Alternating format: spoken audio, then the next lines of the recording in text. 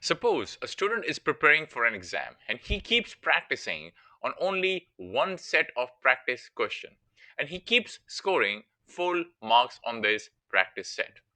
Is this student really well prepared for the exam? And the answer is no. And that's because the student is practicing only one set of question. In this case, the student he needs to practice on various types and sets of questions. And that is exactly what happens when a model is tested on the same data it learned from. So cross validation, it is a model evaluation technique. It is used in machine learning to check how well your model performs on a new unseen data. So instead of testing your model on just one fixed train test split, your cross validation, what it does, it tests your model on multiple times on different data splits. This way, it gives you more reliable performance estimate. So the basic idea is this. You divide your data set into multiple parts, and each part is called a fold. So let's take an example of this one right here. Here, I'm dividing my data set into 5 equal parts. So this is my fold 1, fold 2, fold 3, fold 4, and fold 5. And then the model is trained on some folds. So in this case, I'm going to train my model on these data right here, fold 1 to 4. And then the model is tested on the remaining fold. That would be this fold. So it is tested over here on this fold. And let's say it comes out with some score. Let's call this thing as score 1. And then you repeat the same process again. This time the model would be trained on this training part right here, this one. And then it's going to be tested on this right here. And then you evaluate its score. Then you do the same thing. This time the model is trained on this, and it's tested on this right here. And this would be part of your training. And then you evaluate the score right here. Then the model is again trained on this and this, and it tested on this data set. And then you evaluate the score, and then the same thing at the final stage. Over here, the model is trained on this data set, and it is evaluated on test data set. And the score 5 is obtained over here. So this process, you just repeat multiple times until it is evaluated on the entire data set. Your final performance would be the average of all test scores. The average of this, and this. Now, in your traditional splitting, there would be points in your test dataset that your model would never see during training. So suppose this is your entire dataset, and here you're performing regular training and testing. So this is part of your training. So let's say this dataset right here, this is part of your training, training, and training. And this is part of your testing right here. This one, and this one. Now suppose this point right here, this data point that falls in your testing, this sample would never pass through your model during training.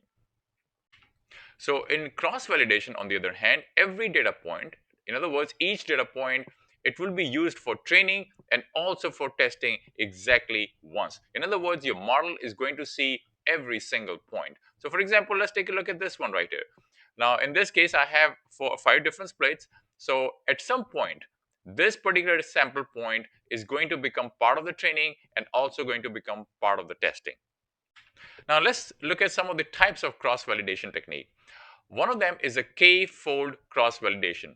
This is the most widely used because it works for the most machine learning models. In this case, your k is equal to 5 or 10. Let's understand this through an example. So let's understand 5-fold cross-validation through an example. Suppose you have a data set, this one right here. Your data set is split into 5 equal parts. This is important. It is split into 5 equal parts. So let's say this is fold 1, fold 2, fold 3, fold 4, fold 5.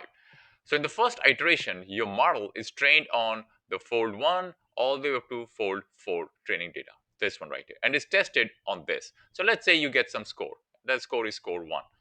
And then you do the same thing. This time your model is trained on fold 1, 2, 3, and 5. And it is tested on fold 4. And let's say your score is score 2. Then you do the same thing. This time your model is tested on, trained on fold 1, fold 2, fold 4, and fold 5. And it is tested on fold 3. And let's say your score is 3. And then it is trained again on fold 1, fold 3, 4, and 5, and then it is tested on 2, and then finally at the end it is trained on all these fold 2, 3, 4, 5, and it is tested on 1. So each one of these iteration gives you a score.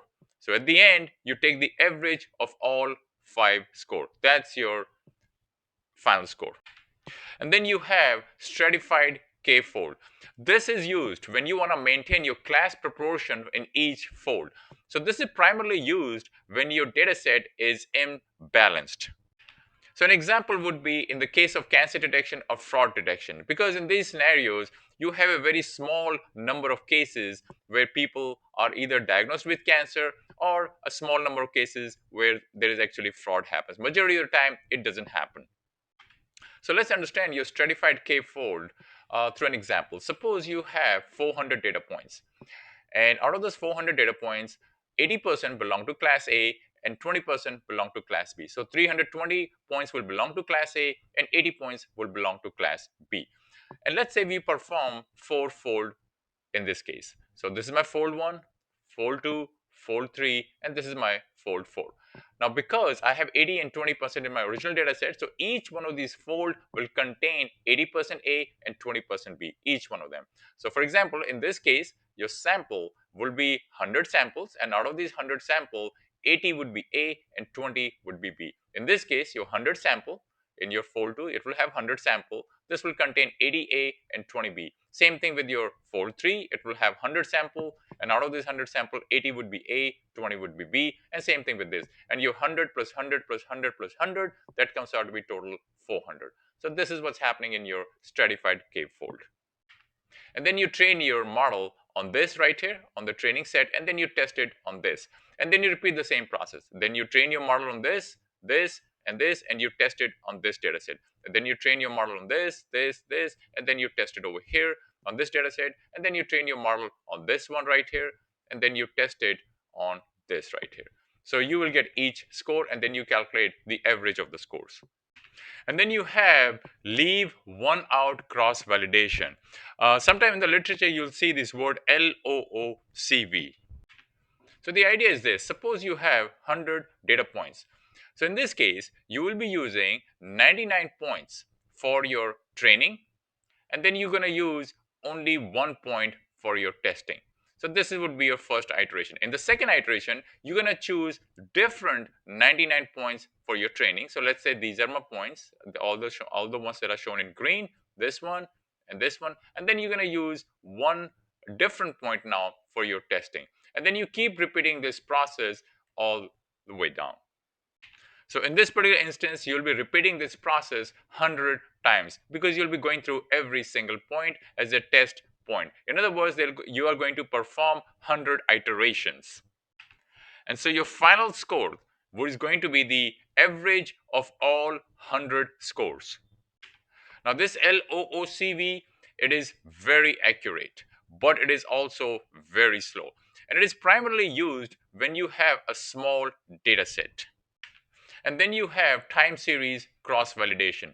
This is used when your data has a time order. So there can be no random shuffling, and it trains on the past data and it tests on the future data. It is primarily used in stock predictions, sensor data, and weather forecasting because these data, they have a time order. So why do we need cross validation? Well, if you train your model on one data split and you test only on one test set, then your accuracy is going to be too optimistic and your model may be overfitting. And your result, your accuracy, your score is going to depend on how the data was split. So cross validation, it solves this problem by using multiple train test combinations. And now let's look at the disadvantages of cross validation. Well, first of all, it is computationally expensive. That's because you're training your model multiple times. In this instance, let's say I split my data into 5 folds. So I'll be training my model 5 different times: 1, 2, 3, 4, 5. So that's what makes it computationally expensive. And so this is going to be slower for larger data set, and it is not suitable for real-time training. So you should avoid cross validation for larger data sets and when you have live streaming data.